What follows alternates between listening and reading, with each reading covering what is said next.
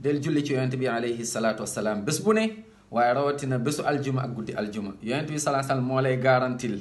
macha allah bés penc mu mën a intervenir te loolu dafa baax ci ñun ci ñu àdduna waaye leer la suñu bàmmeel ak bés penc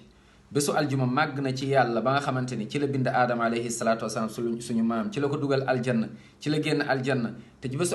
aljuma ci la suñu maam aadam ci la génn àdduna bésu aljuma bés penc du taxaw lu dul bésu aljuma allahu akbar bés penc bésu aljuma la te nag am na waxtu boo xamante ni ci biir aljuma soo ci ñaanee yàlla du delloo sa ñaan allahu akbar wax yu bari ñëw na ci mais lu gën a bari ci wax yi nee nañ mooy après tàkkusaan maanaam diggante tàkkusaan ak timis kon nañu ñaan te bari lu ñu julli ci yonent bi sallallahu alayhi wasallam yàlla mi ñu bind day julli ci yonent bi sallallahu alayhi wasallam malaaka yi naka noonu yàlla neen nañu julli ci yonent bi sallallahu alayhi wasallam inna allaha wa malaikatahu yusalluna ala nabi يا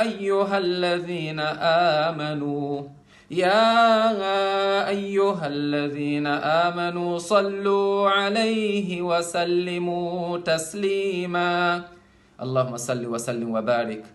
وزد وأنعم على نبينا وحبيبنا وشفيعنا وقدوتنا وأسوتنا ونور قلوبنا صلى الله عليه وسلم nañu julli ci moom gëneel la ci ñun fii waaye day tax yàlla tamit génn la ci ay problème macha allah àdduna ak problème àllaaxira yal na yàlla yërëm ñu